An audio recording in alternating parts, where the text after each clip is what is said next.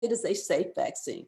There are, like any vaccines, there are always some side effects, and the side effects are generally very benign, some fever, some soreness of your arm, those kind of things. Some people might not make it to work for 24 hours. But obviously, I tell everybody that getting the vaccine and the side effects of the vaccine are much less complicated and much less severe than those that we have from COVID. And the side effect from COVID is actually one that everybody must realize with any procedure is death. And this is, so we are encouraging everybody to get the COVID vaccine. And because we realize that the COVID vaccine is so necessary for our population, it came to me as an issue because during the COVID crisis, one of the biggest things that I miss and that is so much part of our culture is going to church. Church has been a very much part of our makeup. It has been a way that we communicated. It's been a way that we stayed connected. It was our psychological, our mental support that we had when we didn't have anything else. And now with COVID, that has been taken away from us. It is a way that we communicated with each other and stood each other up. And my fear and my concern with COVID was that we were no longer able to communicate to a lot of our very vulnerable population, particularly some of our very elderly patients, some of our people who were not access to internet, didn't have cell phones that they could call, weren't savvy enough to go, didn't have a Gmail account so they could go on and register as at all the sites. And the sites that for giving vaccines were not in their community. And just as a side, I need to let you know that the sites not being in our community at this time is probably okay, because the vaccination process is such a massive process. And the preparation of these two vaccines is very extensive.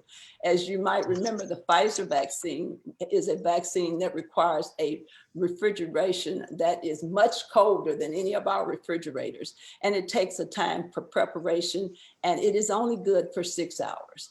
It is a very expensive. So at this point, I realized that our job was not to get vaccine into our community, but for us from our community to get to the vaccine. And when thinking about that problem, we decided to target our most vulnerable populations to see if we could get them first educated about the importance of the vaccine and to rid some of the fear that was in our community about the vaccine, to get them so that they could provide transportation and any support that they might need to get to the vaccine. I actually, with this in mind and the fear that I'm thinking that people could not get the education that we once had in our churches, I contacted University Hospital System and talked to them about seeing if we could work out some way, if we as a community could get the names of our most vulnerable people that lived in our community who might need help, did not have internet, didn't have the cell phone, didn't have a Gmail account or email account. If we as a group of people could actually get to those people and get them registered, would they work with us to get them vaccinated? We knew that vaccination had been, we'd seen emails and pictures and messages about people having to wait in long lines, older people with walkers and all those things. And we talked to the university and said, we want to avoid that. Well, how can we do that? And what we came up with was a coalition of many community leaders here. And I think Fran's going to talk a little bit about that, who work together to see if we can get our population of patients that we consider most vulnerable registered and get them vaccinated. And we are so excited about how that has been going in getting those patients registered and vaccinated. And I'm going to turn it over to Francine to tell you a little bit about how to do that, how you can actually get somebody on that list. And I want to remind you that that list involves people over 65 and people greater than 16 years of age with chronic disease. And Francine, you've got 1 minute, Francine. Okay, Francine. Good evening, and thank you, Representative Hawkins. Thank you, Dr. Burns. I'm Francine Prosser Johnson, and I am representing that community of individuals that have been working to make this happen. We are a collaboration, and it is called the COVID Community Outreach Project, and we're in partnership with university systems, as Dr. Burns has shared. We have then collaborated with numerous community persons so that we could make this happen in terms of an outreach. There are over 19 community partners and over 150 churches, because in partnership with the Baptist Ministers Union, the CCSA, those persons, there are many of those pastors on the call this evening. And so that collaboration with those individuals has allowed us, as of today, to register over 1,400 persons that we are getting to University Health Systems, which is the location at Crossroads Mall off of Fredericksburg Road. So this collaboration has happened, and the way that we are working through this process is a simple registration where persons will just provide us with basic information. We upload it, and then it is given to the University Health Systems so that once the individuals arrive, then they're able to get their COVID vaccine. And so this has just started this week. We are looking at moving and expanding this process and allowing everyone to be able to participate that is in the community, as Dr. Burns has shared, that has not been able through the many phone calls, emails, and long lines to get vaccinated. This week, and I've given some feedback to Representative Hawkins, we've gotten people in and out in 15 to 20 minutes. So if for in any reason that you have not received this information or have not been able to get access with this special registration process, I will put my email in the chat so that you can. I know all the churches are distributing this information, and we look forward to being able to get all of these individuals in this vulnerable population and those that are with underlying conditions cared for very quickly and expediently through the COVID Community Outreach Project in partnership. Thank you, Francine. Appreciate it. Representative Hawkins. In the chat. Okay. Now I want to start. We're talking in sound bites and bullet points. We got a lot of information to cover. So moving on. Thank you so much for that medical information, and look in the chat. Now I want to introduce our education committee, and our educational speakers will be Gloria Ray, representing the Alamo Community College District, Tyrone Darden, who's representing community-based schools, and our wonderful new Robert Harris of Harlan. He's the high school principal at Harlan High School in Northside. Hey, brother, what's up, man? All right, we'll start with Gloria. Unmute yourself, Gloria. There we go. Thank you so much. I'm happy to be here. Thank you for the invitation. I am honored to have been elected to serve District 2 on the Alamo College's Board of Trustees on the 3rd of November of this year. It would not have happened without the input and the help of Barbara Hawkins. I wish you people knew all the things she gets done behind the scenes as well. I want to talk about 4 programs that we have going on at Alamo College. We have so many more, but we have limited time. I want to bring you up to date a little bit on the Alamo Promise. Many of you may have heard of the Alamo Promise, which is a program that began in the fall of 2019 to provide scholarships for any high school student in 25 different public high schools in Bexar County to provide the last dollar scholarship for free community college education at any of the Alamo College's district schools. Our plan is within 5 years that all of the public high schools in Bexar County will be eligible for this free college tuition. Following that, all of our charter schools in Bexar County are the next cohort to bring into the program. So we're looking forward to providing free college education for any high school student, regardless of income, in the San Antonio, Bexar County area. Number 2, I want to talk a little bit about our capital improvement program. Because of the support of the citizens of Bexar County, in 2017, we were able to pass a $450 million bond program by resounding majority, and it supports improvements and new buildings at all 5 campuses and our educational training centers, which I will talk to you about next. But I want to talk about 2 specific projects in District 2, because that is my district and a great portion of District 120. I am so proud of the St. Philip's Hospitality and Culinary Arts Facility. It's a 4-story, state-of-the-art building. It is the finest hospitality and culinary arts facility in the region, possibly the state of Texas, and maybe even the nation. As COVID progresses and we have an opportunity to move into the building for public access, I recommend that you go and see what your tax dollars have done for this award-winning program. We also completed the complete refurbishment of the Clarence Wenzel Norris building. I happen to have chaired that 2017 bond program. And when I went to St. Philip's College, I was appalled. It was a district disgrace. Let me tell you, representation matters. As a result of that outreach at St. Philip's College, the Citizens Advisory Committee resoundingly decided not only to build the Culinary Arts Building and complete the refurbishment of the Norris Building, but they're also getting a brand new building that they didn't even program for because of the abysmal condition of some of the buildings at St. Philip's. So St. Philip's will no longer be the offering of Alamo colleges. I want to transition a little bit to workforce development.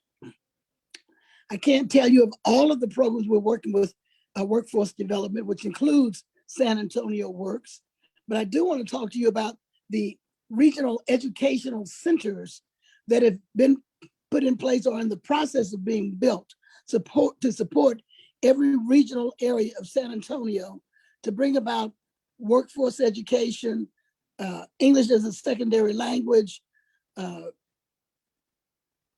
many workforce related programs. They are, the first one that went on board was the West Side Educational and Training Center, was in collaboration with the Edgewood Independent School District. It came on board in 2017 and 2018. The very next one was the East Side Education and Training Center, which came on board in 2019. It's now housed at the old Pfeiffer Elementary School off of W.W. White. Alamo Colleges is in the process of refurbishing that building and standing it up so that it will be pride on the East Side. The next one is the South Side Education and Training Center in collaboration with the South Side Independent School District. We just broke ground on a brand new $23 million facility going in on the south side that will not only serve the south side of San Antonio, but the South Bexar County and all of the contiguous counties to the south of San Antonio to get adequate education. The next one is the Northwest Education and Training Center that is going in the Camp Bullis area. We have bought the land. The building and groundbreaking is to be determined. We haven't broken ground, but that one is coming on board as well. I want to talk to you, number 4, about another program that's coming on board probably in the fall of 2021, maybe the spring of 2022. COVID has done a job on a lot of our educational program, but I'm very excited about this program because it reaches down all the way to the middle school level to begin engaging children in the 6th grade, to begin the process of looking forward for a college education. The mission is to increase enrollment and support a seamless pathway for students to earn a degree or a certificate while minimizing excessive hours. It'll promote college opportunities at the 6th grade level, provide college experiences at the 9th grade level, award associate degrees simultaneously with the high school diploma, and provide a seamless transition to the university 4-year level school so that a student can go from middle school to a 4-year college degree in 6 years. That's being done in collaboration with St. Philip's and Palo Alto colleges, which serve some of our underrepresented citizens of the city. Thank you, ma'am. We see the college is doing a lot. We appreciate that. Thank you so much. We're doing more, and invite me back, I'll tell you more. All right, sounds good. Thank you. Now I'm gonna turn it over to our educators, because the most exciting panel is gonna be that criminal justice. Well, we got Mario Salas, we got the president of the Black Police Association, and we're gonna have a little discussion around here. But I want to give our two educators a minute and a half each, and my timer is working. So Robert Harris, you go first, man, since you out there in Northside, brother. Go for it. Good evening, and thank you, Representative Hawkins, for the opportunity. Just want to hit on a couple of points, some challenges, and then some positives that I see coming from the pandemic from an education standpoint. I think everyone knows the education gaps that are created because of the pandemic due to the lack of technology that some of our students have. And I think we all understand that gap is even widened for our students of color and those students who are economically disadvantaged. So I urge parents in the community to use tools to try to figure out where the gaps are, such as state mandated testing, common assessments in your child's class with your teachers, and national tests such as PSAT and SAT data. The other bullet that I really want to touch on is that there's not only an educational gap, but there's a social emotional gap that we're seeing in schools with kids who are really struggling with mental health, those kids who before have not struggled with mental health. And so counseling offices are open, even though we're counseling virtually in some cases. Please utilize your counseling offices at your school because we are here to serve those students. Because we all know that if a student is not well mentally and they don't have their basic needs, then they're not going to learn academically. So I would urge you to utilize those resources as well. I really see this pandemic as a leapfrog opportunity in education. I think there's been a newfound respect for what is happening in the classrooms. Education is much more about the 3 R's, the reading, writing, and arithmetic. We provide so much more. And I think we have an opportunity to find new partnership in education because of this pandemic. Anyone in education who is about their mettle has asked, what can we do to get better in terms of what has happened to us? And we're in the process of figuring those things out. Just as we're doing tonight, this meeting might have been held in person had this pandemic not happened. But in the future, when we get back together, if we utilize the things that we've learned, we can reach a much bigger audience and tap into people who now have a newfound respect for what education is doing for our students. So at the close, because my time is closing, we have to attack this one student and one family at a time. And that's what we're doing in education. We're trying to reach every student and every family to make sure that those gaps are not widened and our students get what they need. So again, thank you for the opportunity, Representative Hawkins, to be here tonight.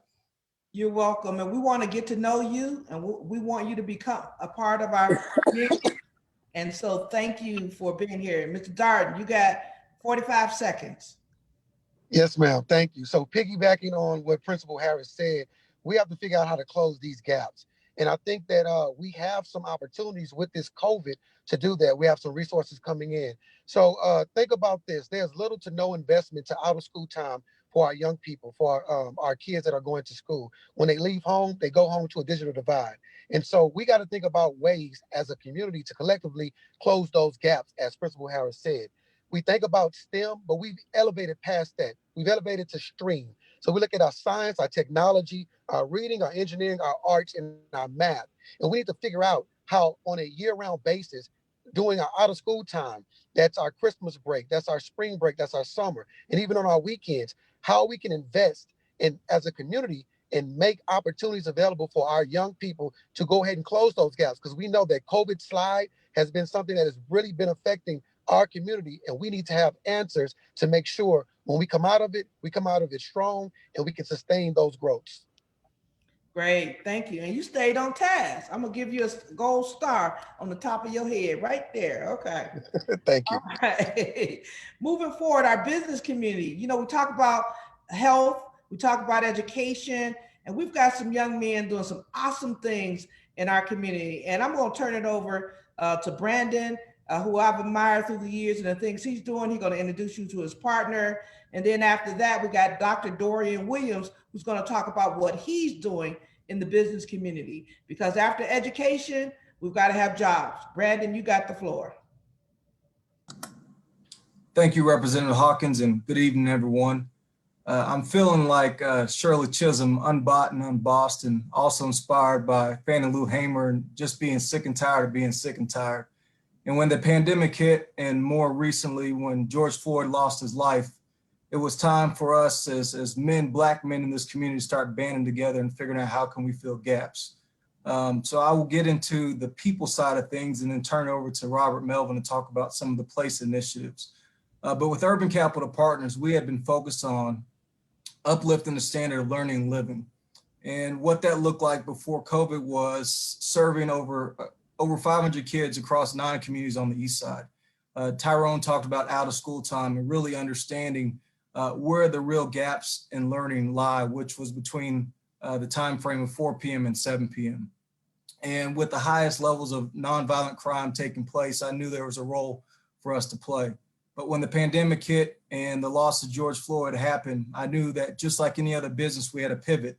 Our after-school program and market dried up temporarily, and we had to start looking at other ways to educate the community.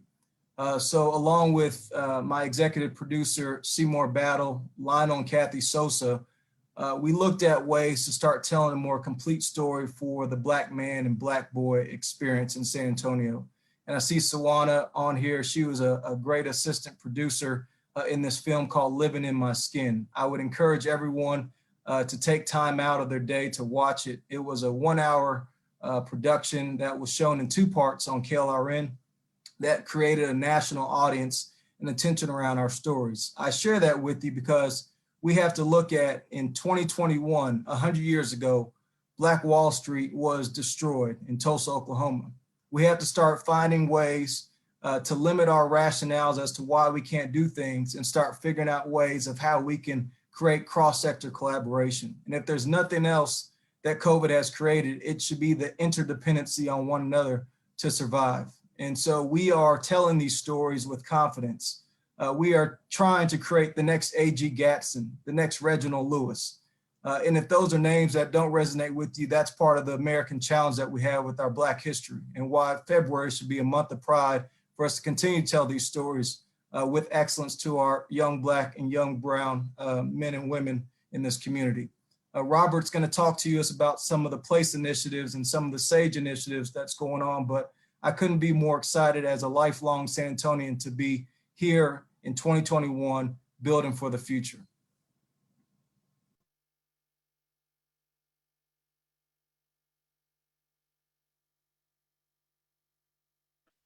I have multiple devices running, so I apologize for the delay. Thank you, Brandon, for that very insightful introduction.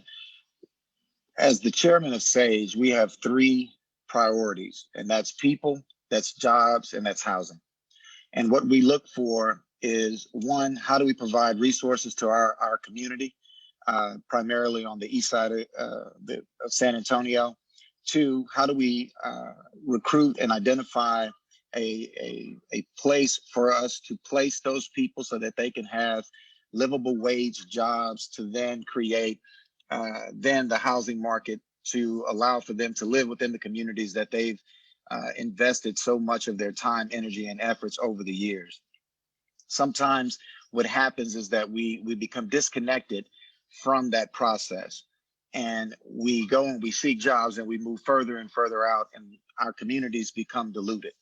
I am a developer as a practice, one of the largest developers in the city of San Antonio, developing townhome communities in and around the Pearl area. And it is in that capacity that when we build, we try to build with the community in mind. What I mean by that is I don't want to build in your community. I want to build for your community. I want to understand the needs. I want to understand the limitations so that we can incorporate that within that process. When I look at the East Side, when I look at a lot of the beautiful opportunities that present themselves, it becomes forums like this that we engage in dialogue that allows for us to combine our thought processes in a manner that allows for us to look at what is the actual need of our community and how can we work collaboratively to, one, hold those accountable who are coming into our communities to develop. When they talk about creating jobs, are they creating jobs for our people, or are they bringing in outside residents to come and fill those jobs? What are we doing to ensure that we're holding them accountable for creating things within our community for our community? And I think for quite some time, we've allowed for the bastardization of projects throughout the city of San Antonio, but in particular the East Side, when it comes to projects that are being developed, cultivated, they're beautiful, but all of the amenities and all of the things that are attractive happen within. So they're creating barriers. They're not creating welcoming opportunities for the community to come together and enjoy the fruit of being in that community historically. So as we progress as an organization, one of the things that is keystone to our movement is ensuring that as we begin to branch out and looking at the three-legged stool of people, of jobs, of housing, that we do so in a way that is responsible, and two, that the individuals that are coming to the table, that we're not just getting lip service, that we're holding them accountable and making sure that what they promise, that they keep. And if they don't, we can't forget, because that is not going to bring us forward. As Brandon said, it's 2021. This is our opportunity. This is our time to really put our stake in the ground and to map out our own fate. When you talk about Black Wall Street, you look at what that meant for the community, how it changed the lives and the creation of a Black middle class. And quite frankly, that's done through ownership. It's done through intention. We can't expect for anything to happen by accident. We have to grab the bull by the horns and make it a priority. And so I'm very excited. I thank you, Representative Hawkins, for inviting me to come in and participate. I look forward to future engagement, and we will push this to the next level. Robert, thank you. Put in the chat some of the addresses if you want folks to see some of your product that you've done in San Antonio. Put it in the chat so people can ride by and see the level of quality. I was impressed by what Robert did in terms of putting garages and other things like that. So I'm not plugging, I'm just saying, okay? With that, Dorian, you go for it, brother. All right, thanks, Rep. Hawkins. Hey, good evening, everyone. I'm just gonna make it real quick here. I got a chance to come back to my native home, San Antonio, 25 years after leaving in the early 90s and traveling the world and seeing Black communities that were thriving, not just educationally, but more importantly, from an entrepreneurship standpoint, a franchising standpoint. I had never seen Black folks as franchisees of Chick-fil-A's and Red Lobsters and having dealerships, and that was very new to my wife and I. And so it was a shock coming back home in the summers over the holidays. And one of the things we felt called by God was to come home and do something about it, not just spiritually, but physically. Because we can talk about it all day, but you really got to get moving. And that's really why we came back. And so in that, we understood and learned, like you all on tonight, that San Antonio has a terrible history of redlining. We see the effects of redlining, segregation, making the Southeast and the East side of towns the industrial dumps, while we see different levels of even roads and trees and bushes and buildings and bridges in other parts of the town. And so you could see that not only our communities, but our people were being left behind. And in order to really make a real difference, we decided that we were just going to focus on the business of small business and entrepreneurial spirit of Black folks in San Antonio. And so with that being said, we focus on equity and also, more importantly, on the fact that we are unfavorably #1 in poverty in America. We're the number one most socioeconomically segregated city in America. So what we did was, we started a nonprofit, Reach SA, that focused just on equity, but also that resulted in us purchasing the Moat Center, which is a 15,000 square foot co-working space on East Ramsey Road near North Star Mall. And that's just the beginning of what we're doing when we say we're putting our money where our mouth is. We want to provide space, a safe space for people to come that look like me, look like you, to sit down and create business models, strat plans, seeking funding, bringing in facilitators. And this really grew our upcoming project that Rep. Hawkins has heard me speak about, is the Greenwood Center. And the Greenwood Center is really going to be, as I heard Tyrone Darden say, a community learning center. Is going to be an incubator and a business accelerator for Black-owned businesses.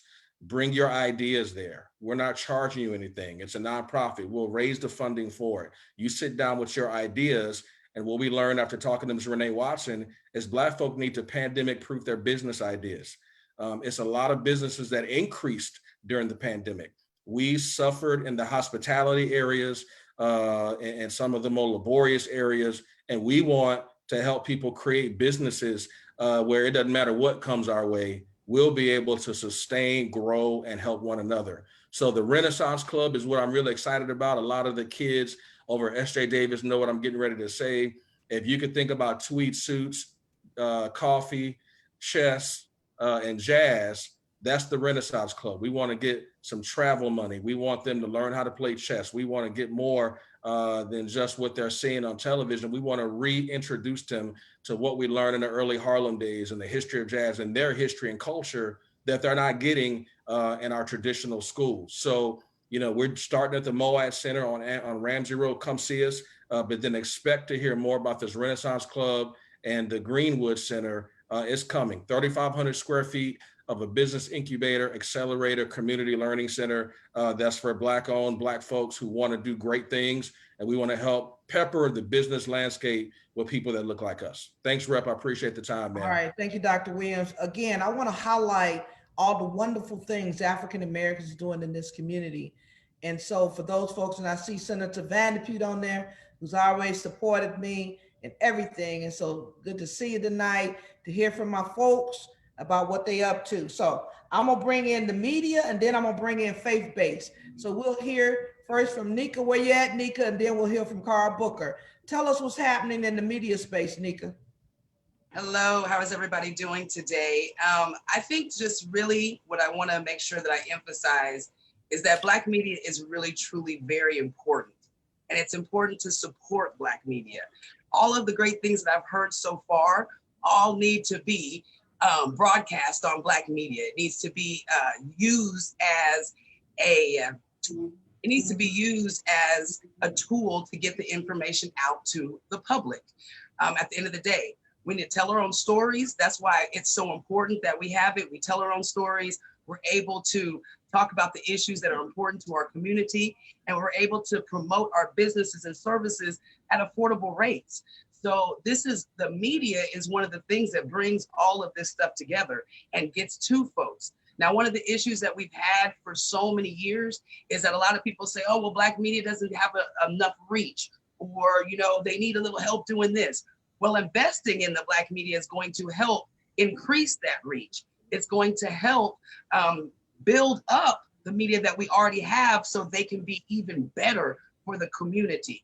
So it's just like we have to support small business and everything else. We need to support Black media just as much, because we're the ones that are going to tell our stories the way we want to be told. We're going to show the success of our communities and give the education that we need to keep on getting better and better and better.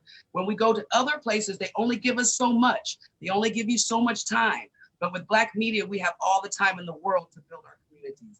So I just want to leave that nugget to you. Even if it's a small media source, support it, invest in it so it can grow, and make sure that you're giving all of this great information from schooling to businesses. I'm excited about all the things that you guys are doing. All of that stuff needs to be broadcast on Black media outlets, no matter the small to the largest, because that's what's going to help our community grow and how we really tell our stories the way they need to be told. So it's important. And I just really want everybody to make sure that even when you do, we need other media as well. But even as you buy other media, make sure you budget to also support and put your information on Black media as well. Thank you for that, Nika, because information is power and we need to be able to get it out. That with Carl, you know, bringing you in, you've got a lot of years. You do more than just media. You have products. Why don't you tell us, Carl, what you're up to, man? Well, for a lot of you are familiar with our Black book, but our day-to-day is our Black video news and our YouTube channel. Similar to what Nika said about supporting Black media. I know maybe about 90% of everybody that's on this panel, and every single one has great information. I haven't received not one press release on the activities that are going on. It's important. I get my news in our news feed from the East Coast and West Coast. Understand what we do is not free. It costs. The access costs, the photos costs, the journalist costs. These are real issues. Everything that you guys are providing is important. What we're trying to do is bridge the knowledge gap. Education is a part of that. So is church, so is arts and culture, so is small business, real estate, technology, faith-based. Prior to, I don't want to say prior, what went hand in hand, I want to say for centuries, was the church, the faith-based, which is coming up. That was the first Facebook, if you want to call that church book. That's where we gathered. That's where we got our education. That's where we met our loved ones. That's how we, in some cases, found our spouse. It's the same way. We got to find out how to embrace each other and embrace each other with ideas.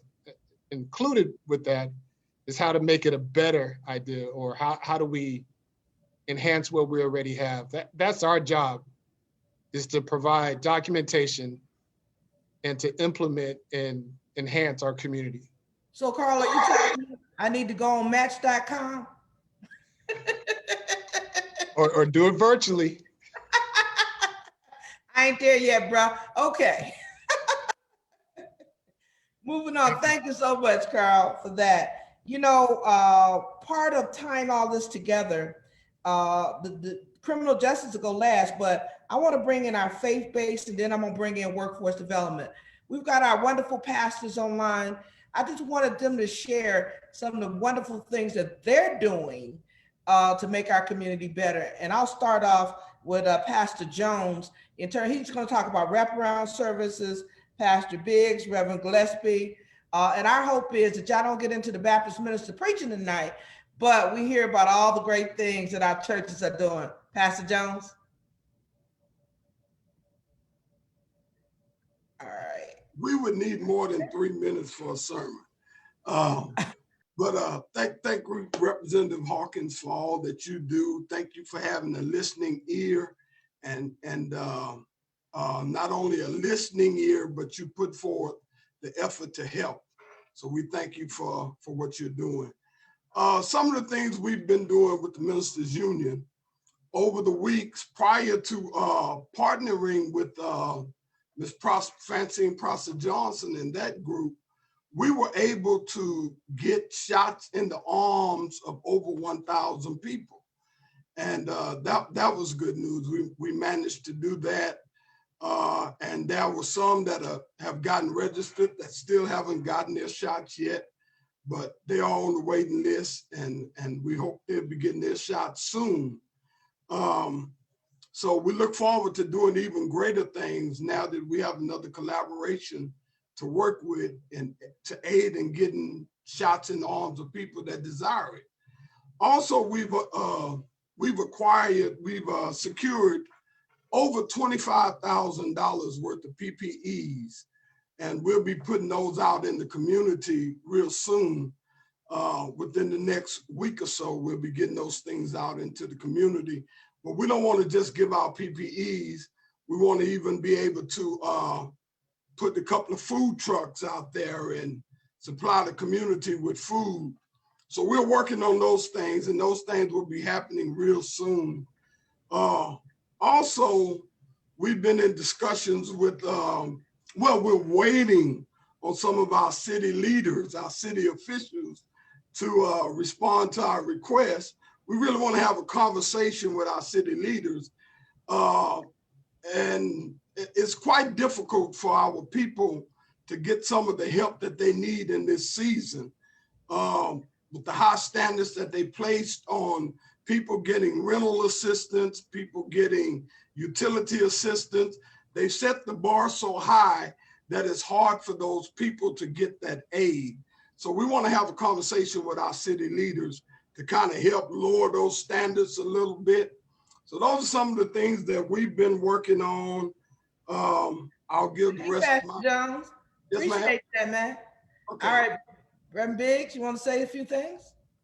I sure do. And I'm grateful for this opportunity. And I want to address us from the perspective of reminding us that the faith-based community is spiritual in nature by foundation. So we're not limited to the physical. So we're alive and well. If anyone is wondering, or is the church doing anything, or is this mosque or that mosque? Yes, we are. Even more so now during this pandemic. Over the past year, we've had the opportunity to progress in an area that was sorely needed. I think for a season, we've been living in the old paradigm of coming to the building and disseminating information. Well, over the past year, all of us have figured out ways of communicating with our congregants and with the community at a greater level. And as Brother Harris and others have stated, this won't return. And so we are looking for and enjoying partnerships with everyone that we can to make a difference, to get words out. What I'm hearing tonight and what I'm receiving from you, we connected, we can talk to the people. We know where the people are. We hear from the people on a daily and weekly basis. We're having services, we're having meetings. They're just not physically together. And over the past year, we perfected the drive-by, the drive-up, and the drive-through. So we know how to move things. We know how to get information out, whether it's physical, tangible, or digital, or however it needs to be. So we just make ourselves available to you. In the words of our chairman, Pastor Jerry Daly, he says we can do more together. So we just remind you as CCSA and as the faith-based community that we're here to partner with you to make a difference in the lives of others. Thank you. Thank you for that, Pastor Biggs. You know, for Brandon, Logan, and Robert, I want y'all to also know that our churches are doing property development projects. And so one of the things that I want to hopefully combine at some point is that y'all can sit down with some of our church folks who got ideas. They already own land, they got money, they got the will and the desire, so that you can help them develop some of those properties into these community-based learning centers or other things that they're doing. So Robert, not just housing, but we want to do some other things. We love the housing, but we want to do some others. And I want to make sure y'all are connected. And tonight is part of that connectivity. So make sure your name, number, contact information is in the chat. With that, I'm gonna bring in one of my favorite pastors, Pastor Lester Gillespie, to talk about his project. Representative Hawkins, it's a blessing to be present tonight. I'm sorry that I got demoted. I used to be your favorite pastor. But anyway, let's go beyond that. I want to offer to you tonight how grateful we are for the opportunity to be the genesis for a faith-based collaborative with our city, as well as our county, and because of you, our state. And I want to offer this to all our brothers who are preparing to do something by way of a faith-based collaborative. We are blessed to have a state representative who does not take no for an answer and who sees how viable and important, as Brother Carl Book has already said, how important the church is in our community. We're that foundation that has provided for so many years, so many tangible things for our congregation, along with the spiritual things that we have provided. And we've been that people, but I'm grateful to be able to expand from what is our normalcy into a place of incorporating new ideas and new persons and have the kind of interest, invested interest that many have in our church. We're able to offer our food bank because 8% or 1 in 8 families are depending upon food. Those who used to distribute are now persons who are dependents. We also have a program that's at from 3 to 5 every week, and 1534 Peck Street is our address. It provides 7 packed meals that are lunches for children. And as long as you can give us the name of the child, they will provide for you a lunch for them. So there are a lot of things that are going on even in the midst of a COVID. We've been tremendously blessed in the midst of COVID, in as much as I'm melancholy because we've lost some friends, we've lost some loved ones, but we have not lost our faith in God, our faith in our community. And Barbara, I'm gonna close with this. I'm excited about these young people that you have brought on board to do things that they're doing. I'm not that fella who has an issue with new blood, man. Thank y'all. Get it up, get it done. God bless you. I'm going to say it in the words of my sainted old great grandmother: if you love me, do me something. So that's what our community is waiting for all of us who say we love them to do them something. Thank you, Barbara. God bless you. Thank you, Pastor Gillespie. And Brandon, if you could get with the churches and help them navigate through the food bank. They want to do some food bank things. They've got a big order of PPE going, and that collaboration, and Robert, that'll help you get your name out in the community. I want our folks working together in the things that we're doing. So thank you for that. The other is we're going to do a short version of workforce development. Then we're going to get into criminal justice. We've got our 3 wonderful judges. We've got the president of the police, Black police officers, and we got Mario Salas. So we're going to end up with plenty of action related to the criminal justice conversation. But before that, I want to introduce my friend and someone I've known for years when our children were little, and that's Shawana Ballou, who's going to talk to you about workforce development and what's happening. Well, good evening. It's a pleasure. Thank you, State Rep Hawkins, for having me on tonight. I am Shawana Ballou. I'm with Training Solutions and Associates. I've been a workforce development person, I'll say, for about 30 years. Some of you I know from the documentary. Thank you, Brandon, for that shout out. It was awesome. But my heart is with the people. My heart is helping young people and young adults get started in their careers, and that's workforce development. We touch every occupation, every industry out there. And what I would like to say tonight is it's all about partnership and collaboration. I have heard many of you speak tonight, and I'm jotting down your numbers and hitting you on the chat. I need to get with you. I need to get with you. And it's about bringing people together, because that's what it's all about, helping our community. Workforce development as a whole is public dollars. However, we see a very disparaging amount come into our community, and that's where the rub is. That's where I have the issue. I know I've probably bent Brandon's ear off about, my community. What about my people? They need help. And that's what it's all about. And I think we could come together and everybody do their part or their portion, and we can all be successful. These are public dollars, state and federal funding. It's clear that they don't have vendors that look like you and I. So I'll be over at the Greenwood Center making sure that my proposals are up and running. We have partners that we can bring to the table, and I'm looking to partner with you to come to the table. The churches, you are a prime place, a prime source for my people. That's where they are. And they don't understand at workforce when I say, I can't tell Junebug be at work on this time of this day and not give him the resources that he needs to understand, okay, this is what they're looking at, and those life skills. And so that's what we're about. it's one thing to have the education, it's another thing to have those life skills. So workforce development is my passion. I'm here in the community, been here for umpteen years. I don't even want to tell you how long, but I got here as quick as I could. Thank you, State Rep, for having me this evening. All right, thank you, Shawana. And I know you've been here since ancient time, but I'm only 28, sister.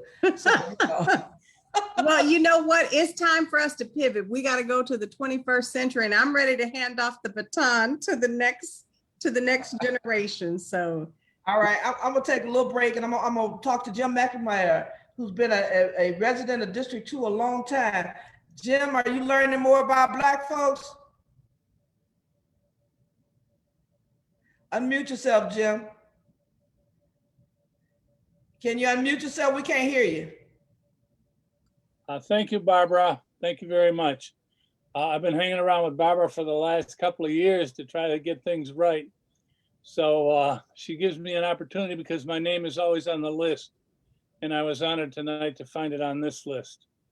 As some of you know, Carl Booker, I know Reverend Biggs, just a bunch of you guys I know. And if for no other reason, it's just to see you again. I had to be here tonight. But I knew as well that I was going to see the breadth and depth of dedication and opportunity that y'all struggle to put into the midst of the African-American community. And believe me, it's always been a joy to be there with y'all. So thank you, Barbara. Thank you, Jim. And I'm gonna call on Bob Como too, one of our friends. Bob, what's happening in the world, Bob? You learning much about Black people tonight? Well, I've been learning for about 73 years now, and I hope to continue learning. I look forward to the conversation about the justice issues in San Antonio. And as you know, I'm a member of the labor unions. And so I think it's totally possible to support Black Lives Matter, but also be solidly in favor of maintaining the right of all workers who prove their majority to collectively bargain with their employer. All right, I look forward to a lively discussion. All right, sounds good. Thank you. Hey, All Bob, right. Bob, you know I have your back. You know I have your back. We have to watch her. All right. Thank you, John. Appreciate that. Okay, now let's get to the criminal justice, y'all. And we want to leave just a few minutes for questions. We do have people on Facebook Live who's checked in with us and is asking some questions. The main thing, they say a lot of good information that they didn't know. So before we get to the two boxing glove folks, we're going to have a few minutes with our judges. Now, remember, judges are probably as talkative as preachers. And so we're going to put a time limit on them. But, you know, we've got the honorable 3 African-American female as judges in the city of San Antonio. That is so awesome. They come up for re-election next year, and we want to make sure they get back in those seats because we need their voice. So what we're going to do is we're going to start off with the one who I believe with the most tenure, and that is our criminal court judge, and that's Judge Boyd. Then we'll go to Yolanda Huff, Honorable Yolanda Huff, and then I'm going to put a muzzle on Representative Gracie Jumbo after she talks more than 45 seconds.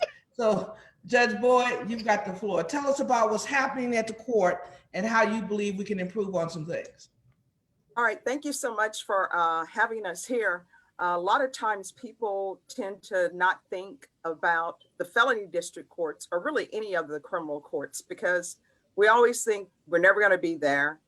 But what we fail to realize is sometimes you could be there as a witness, as a complainant, or you know someone who will be there in those particular ways. What I come to tell you about is education is key. You should know every judge for every court, be it on the criminal side or on the civil side, municipal court judges. That's key. We need more diversity. And I always tell people diversity is not just diversity of race. It's diversity of what part of town you came from. It's diversity of your educational background. When you look at judges in the past, a majority of judges were prosecutors, and then they became judge. Now you have more diversity where you have judges who are former defense attorneys, former prosecutors who are now judges. I happen to have been a former defense attorney and a former prosecutor, so I was able to see both sides. And I find that when you have diversity on the bench, you get diversity of thoughts, diversity of opinions, and then you get diversity and you get understanding. And that's what we need to work towards more of. And I know we're going to have more questions, and I'm not going to go over my time, but I'm a judge of a felony district court. I'm the only African-American who's on the bench for felony district courts. Judge Andrew Carruthers, he is our magistrate judge, and he handles cases that are sent to him. He's voted on by the district court judges. For the first time ever, we have part-time magistrates who are African-American. And we also have our first ever full-time African-American magistrate judge. And those are voted on by the district court judges. So one of my goals in this position is to make sure that there is representation across the board, because you can't have true justice if you don't have representation and have a say. So I'm going to end it there because I don't want to go over my time, but thank you so much, State Representative Barbara Gervin-Hawkins. And I have learned so much from you. And before I go off, I just want to say one thing. Every one of you on here is a role model for somebody.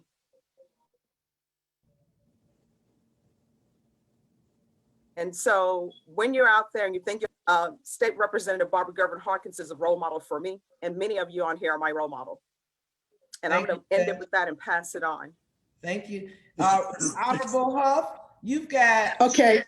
Yes, I apologize, you guys. I'm not turning my camera on. I had dental surgery 2 days ago. So yeah, still a little swollen in my jaw. So I'm going to leave my camera on, but you guys can see my picture. That's a good representation of me. Like I'll pick up where Judge Boyd left off, that I am Judge Yolanda Huff. I preside over County Court 12. It's a misdemeanor criminal bench, and I also preside over the mental health court. I'm going to give you guys a few things. What I talked about when Barbara called me was that I really wanted to give I guess a state of the being of the judicial system here in town. What's going on at the courthouses that a lot of people don't know about in town. Some of the changes that have been going on since three black judges took the bench. I like to start off by saying that when Stephanie, Grace, and I were running in 2018, I would often pose this question to the audiences: how many of you guys know that there is not one elected black judge in all of Bexar County? That's a city of, I don't know, 1.5 million people. We didn't have one elected black judge. Now we had some appointed black, we didn't have any elected black judges. And of course, getting 3 elected in 2018, you know, that had never been done in Bexar County before. And I like to say that when the judges, all 3 of us got on the bench, these judges break out into committees, and these committees make decisions that affect our lives in such a personal and intense way that one of my goals on the bench is I want transparency. I want to put out to the community what we do, what goes on down at the courthouse. Like, for example, how many of you guys know what an eminent domain committee is? I never knew what that was. And I've been a judge for 22, I have been an attorney in town for 22 years. And I get an opportunity to diversify that eminent domain committee. I selected 4 prominent black citizens to be on that committee. I don't think we'd ever had a black person on the eminent domain committee. Something else is that now that we are finding ourselves like, say, Dallas, Austin, Houston, we're getting all these black elected judges. Now they're pivoting and they're saying like, hey, why don't we appoint judges now? Now, Judge Boyd was on that, she spoke to that committee like, so why all of a sudden are we going to want to start appointing judges? Do you think I would ever got appointed? Governor Abbott's not appointing any black judges anywhere in Texas. Now this thing is that if you guys start listening, you'll know that it's this committee that they want to, because all the major cities are going, well, I guess getting diversified. It's this push to start appointing judges. And of course, we're not for that at all. And when Barbara had one more thing before my time runs out is that I'm on the bench, and I really want people to understand what's going on at the courthouse. I oversee a mental health court, and that's a specialty court. And I know a lot of you guys attended the seminars that I had set up last year, just trying to educate the community of what specialty courts are, what they do. We have 14 specialty courts. I preside over the mental health. We got Veterans Court, DWI, Drug Court. And I want our community to know their options, because the judicial system impacts our lives so much. A lot of defense attorneys don't know. And sometimes I found that other judges didn't know. These are just things that we as judges, especially Black judges, that we're down here on the bench. And I found that I say that it's my duty to educate my community of what is going on down at the courthouse in a true and real way. I use my time, Judge. Representative. All right, thank you. Hawkins, thank you. Well, we're going to have judge time only. So thank you so much. Judge Grace, you've got 1.5 minutes, ma'am. What are you doing? Thank you very much, Representative. One of the things that I have learned since taking the bench is that, as everybody has spoken here today, education and knowledge, outreach, all of that matters. The thing is, because you can only act on what you do know or don't know, and you can gain or lose from what you know or don't know. So one of the things I've learned is, how do we get people to listen, learn, and gain knowledge when some of their basic needs are not met? The basic needs of housing, food, transportation, money, jobs, all of that has been spoken about today. One of the things I have been doing while on the bench is having regularly scheduled what I call compliance hearings. I'm still looking for a nice, savvy name for that particular program, whereby if people are struggling with their probation, I bring them in to be able to assist them in becoming successful and completing their probation successfully. I also transition that to defendants who are waiting to dispose of their case. So instead of maybe sending them back to jail or using other restrictive methods, I call them and say, why did you get a violation report, and what are you going to do about it to avoid it in the future? All of this information can go out to folks, but how do we really get them to be able to get engaged? Because a lot of things I've heard is, well, I'll never see your court because I don't do that. But you will see and you'll be engaged in the legal system. And one of the things, as far as engagement is concerned, is as far as the churches are, that I was asked that question: how are we going to use the faith-based community, and how we're going to engage in interact with it? Judge, I hate to interrupt, but we're running out of time. And what I'd like to just highlight is your, what do you call them, your compliance hearings. And the goal of the compliance hearings is to make sure that folks don't go to jail first, but they have a opportunity to turn their lives around. Again, we'll have an opportunity to specifically go into programs. I'll be happy to host y'all at a power breakfast where you can have the whole time really to go into your program. So I'm sorry, we need to move on. But thank you for that. I want to move on to our criminal justice piece, because a lot of people have been waiting on that, and that's so important. So we've got our president of our Black Police Association. Are you there, Mr. Harding? I want you to introduce yourself and kind of give just that short view of what y'all are hoping the perception of Black police officers or police officers in general are. Mr. Harding? Yes, good evening. Officer Alonzo Hardin. I currently work over at the East Safe Unit. Representative Hawkins, thank you for this invite. I'm here speaking tonight on behalf of the San Antonio Black Police Officers Coalition, and just things that I feel that's important and things that we are wanting to do into the community. I've sat at many tables, had many discussions where it actually just turns into a lot of yelling beyond each other. And what I've learned and I've understand is that, language is powerful. So as a member of the San Antonio, or a president of the San Antonio Black Police Officer Coalition, our vision is to, we want to foster love, unity, and peace in the community that we live and that we serve. And I just have to say, the song that started this off is very powerful to me as a Black man and as a Black police officer in the community. When I look to you, I want people that in the community that I work in and that I serve, whether it's children, adults, when they look to me, I want them to have the idea that they can speak to me, they can talk to us, and that's the message that we want to communicate. I know that there's problems nationwide and all that, but the San Antonio Black Police Officers Coalition is concerned about what's happening in our community. How do we become an impactful entity within our community to make a difference? At this point, we're about solutions, okay? And what we're trying to bring to the table, because the topic was, re-imaging what a police officer looks like. There are some programs that we have been a part of, things like Success Through Respect. Real briefly, Success Through Respect, we've been through so many school districts prior to COVID. And basically what that is, because that came about because we were hit with conversations about, hey, what do I tell my child when they're driving in the car, and how to act and how to respond to things? So we came up with the idea, Officer Doug Green, many of you may know him, but Success Through Respect basically is teaching that respect goes both ways. It's not just one way, because we wear a badge in the police and you just sit there and you listen to what we do.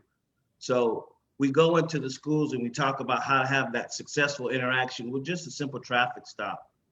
We also have programs that are like Handle with Care. Handle with Care are things that as police officers, we've noticed that kids that go through traumatic events, whether that's shooting at their houses or just going through a horrific event, somebody has to be able to step in and guide that child in a direction for counseling and rehabilitation, because at the end of the day, they're still left with the impact of the tragedy that they went through.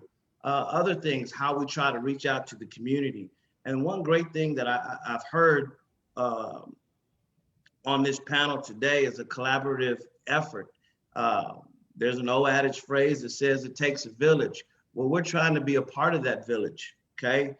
So to the pastors, to all these organizations, the Green Works Foundation, to Robert Melvin, Limitless Creations, and all the other individuals that are on here on this panel tonight, on behalf of the San Antonio Black Police Officers Coalition, invite us out, get us involved, let us know that door is open, because we have many officers that do want to get involved outside of just involved in everyday policing, but actually getting involved in the community to make a difference, to change that mindset. We've got ride-alongs, we've got the VIPs in policing, Officers Concern program. These are things where citizens can get involved in things that are going on in the police department. Mr. And the other Chair, thing that I like, go ahead. Thank you for that. Why don't you put your number in the chat? Okay. Contact, your email and your number in the chat. So as our school leaders, as our business folks want you to come out and talk, they've got contact information. So I want to move on to our final speaker, Mario Salas. Mario's going to talk to us about where he's been meeting with a consortium of young people, Fix SAPD, Black Lives Matters, on, Reliable Revolutionaries. Mario, I want you to talk to the group about where you believe these young people are headed, what they're thinking. Mario? Okay, thank you very much for having me on tonight, Barbara. Really appreciate that. I've been a longtime member of labor for many, many years. I believe in collective bargaining, but police officers are not the same as teachers. Teachers are not throwing bricks at students and then going around not being punished. There's no accountability in the system we have now, none. And so, and I can go back 51 years to when Bobby Joe Phillips was murdered and the medical examiner ruled it homicide. I can bring that up today to a police officer who multiple times used the N-word and nothing happened because of a collective bargaining agreement that police officers had.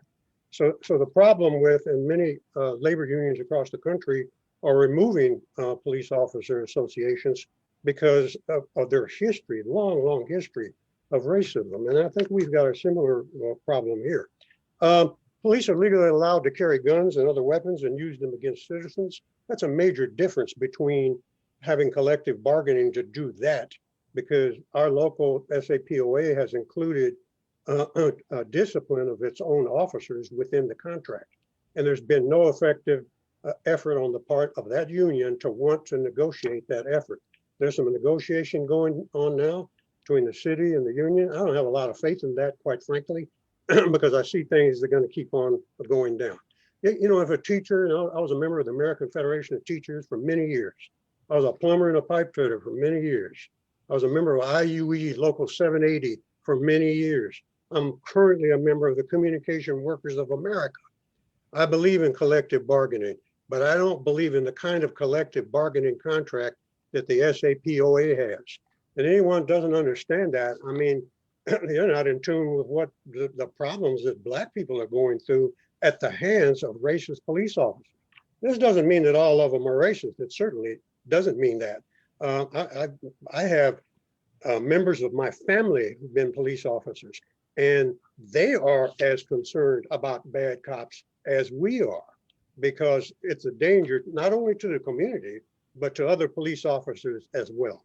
And I don't have to tell you, there have been many police officers that have filed complaints against other police officers because of their conduct. I've had police officers tell me they never want to ride with another police officer because of the attitude that he has. And so these are the kind of things that we're working on. So, and as I mentioned, rather than side with other members of the working class, generally police unions are used to break strikes and have a very bad reputation for dealing with the community. The Black Police Officers Association, that's not the case. I was a member of City Council when I spent a lot of time helping the Black Police Officers Association, as well as the Black firefighters. And so the petition campaign that's going on right now to repeal chapters 174 has nothing to do with decertifying any other union. As a matter of fact, we strongly support the firefighters union and many of the other unions. And I can find multiple members of unions across this city who don't believe that we need to continue on with the kind of collective bargaining agreement that the SAPD officers have. So this is Mario, where we are.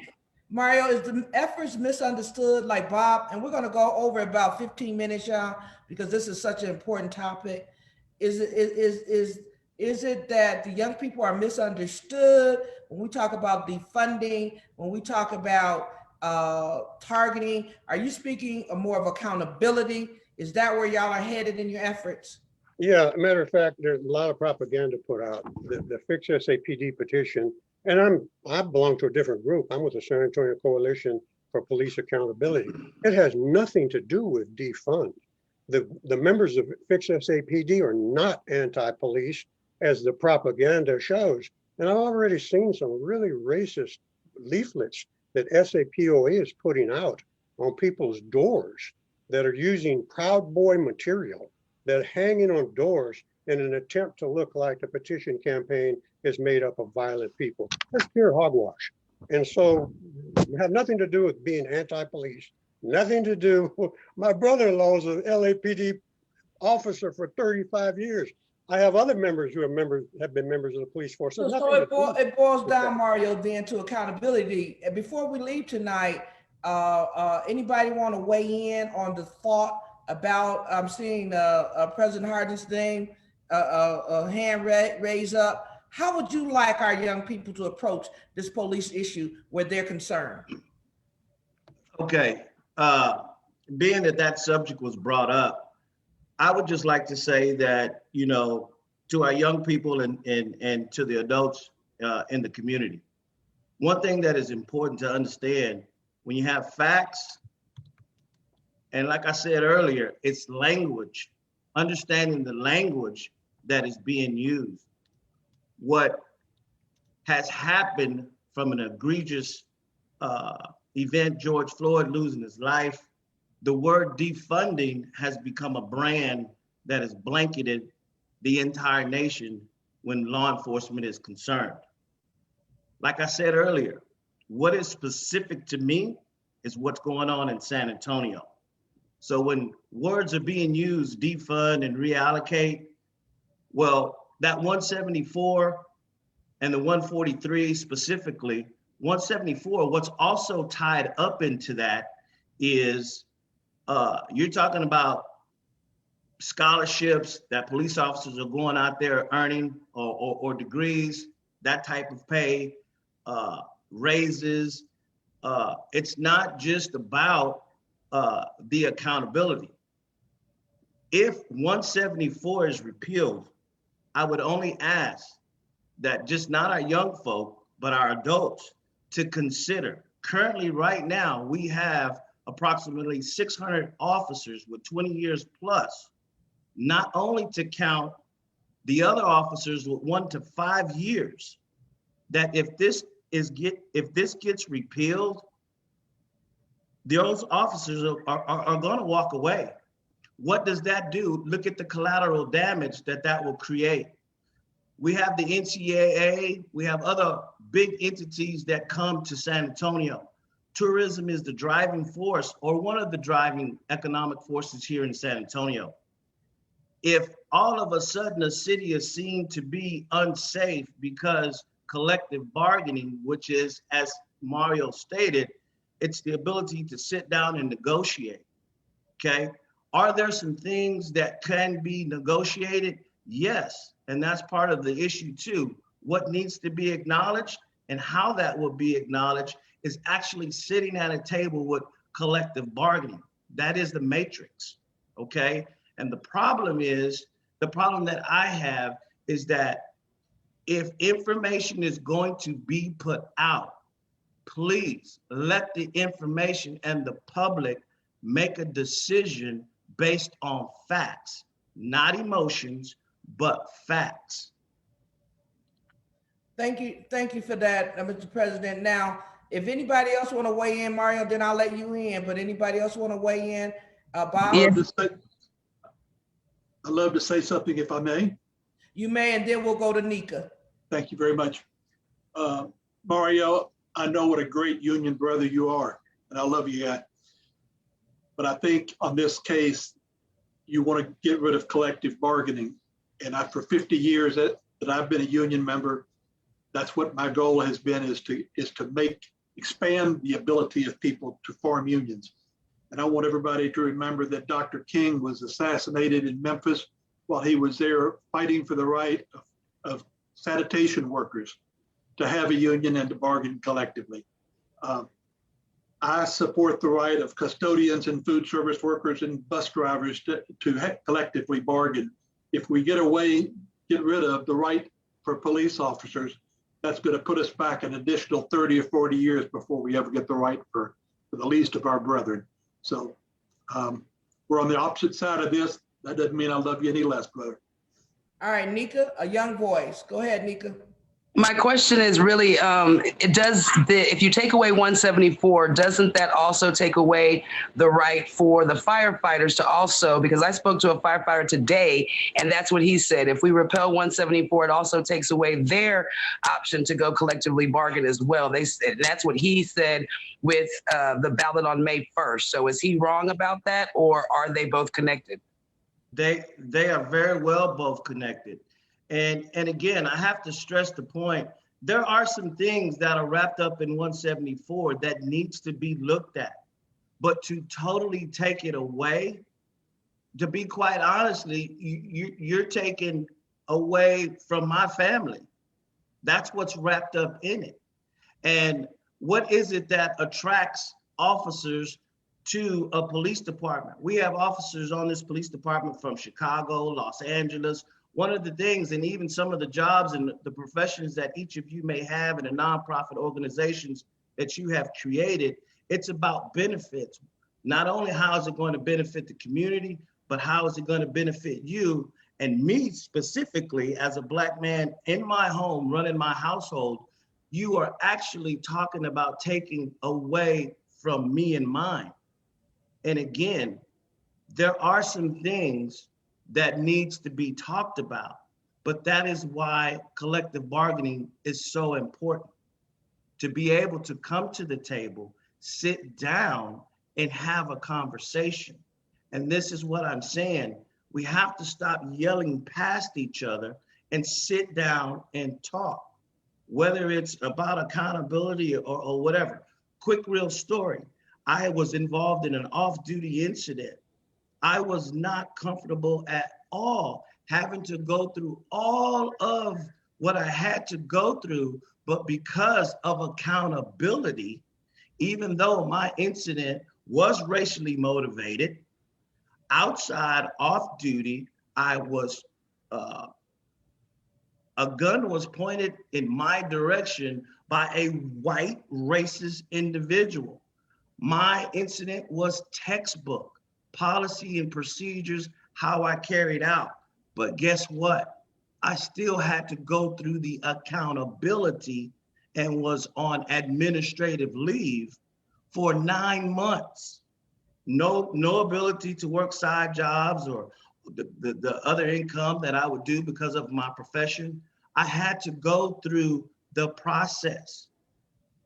That bill is talking about taking away a process. And understand, fix it SAPD, I get it. But what you're also talking about is SAPOA.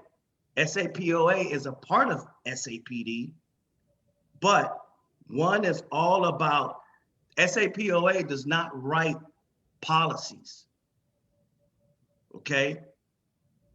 That is held from SAPD. And if there are some things within our policies that needs to be looked at and revisited, by all means, sit down at that table and have a discussion.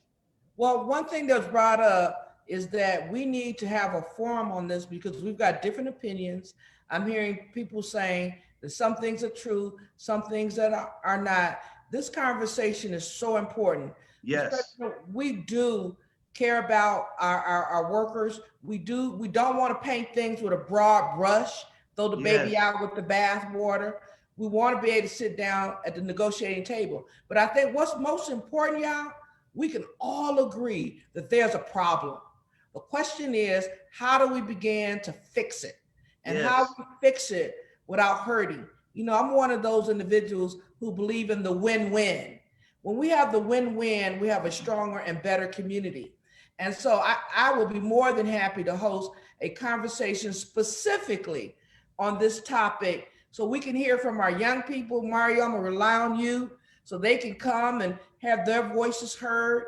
You provide that leadership to them that's so important.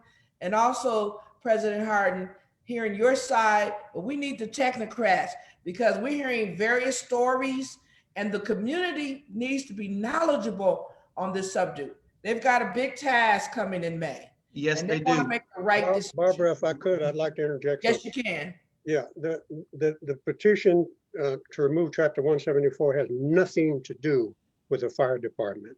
And our lives are important too, because if that arbitration process allows bad cops to stay on the force, we may be killed by one of those officers. So there's a direct problem between what's going on with SAPOA and the community. It has nothing to do with police officers or any other union. So that's just an outright fabrication. So whatever that firefighter said, he was totally misinformed. So that's got to be cleared up.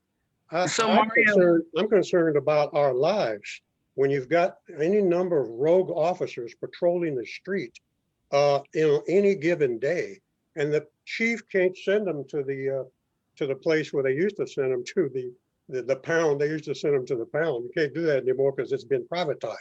So what happens to these officers who go before an arbitrator who's a racist himself? an arbitrator actually allowed Officer Tim Garcia to get away with using the N word over and over and over again, using the N word. And the arbitrator ruled that that's okay. We have a problem, and the SAPOA doesn't ever seem to want to fix it. It's real simple that way. Well, Mario, I think, again, this is a session. Can I count on President Harden, Mario, Bob?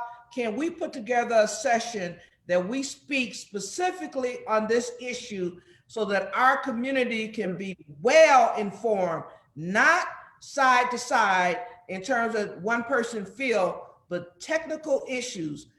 Bob, I love the fact you're part of a union. I was born and raised in a union state. They've saved lives, they've saved families, and they've done good things. But I also know what Mario is saying. Lack of accountability has created some problems. And Absolutely. we've got to deal with that. Absolutely. This is my last comment. Even when we talk about accountability, alongside of even Officer Tim Garcia, I'm sure many of you on here are familiar with the feces sandwich, okay? Here's something that I want to share with the community. Do you know that it was police officers who turned that individual in? It was officers who reported that egregious incident. Now, on a technicality, being that the case was filed said to be that the officer committed it on said day, that technicality was he was not present, he was off that day. But as soon as they figured it out, at the end of the day, he is no longer a police officer. So is there he's a police officer in Leon Valley now. You know what? I have no power over that. I know he's not on my department, and I know he's not allowed to be a police officer with us. So it's okay for him to also know it's okay that for him to do what he's doing somewhere else. When we talk about accountability, it was police officers. And another statistic that I want to leave you with, and y'all could check it out, in 2020, think about this. We roughly have 2,400 officers. In 2020, we handled 1.6 million calls. Of those 1.6 million calls, there was only 243 complaints. Where's the problem? 243 is too many. That's for sure. But I'm just saying. This is my show. You just said what you said. Mario. Yes, ma'am. Go ahead. You want to deal like this, okay? All right. We've got to have a conversation with the accurate information to talk about these issues, to educate this community. And so we're going to host a forum with just you three, maybe one or two others, that will talk to this issue so that we can work through it, because it's too important to let it go by. With that, I'm gonna say this. Thank each and every one of you for being here tonight.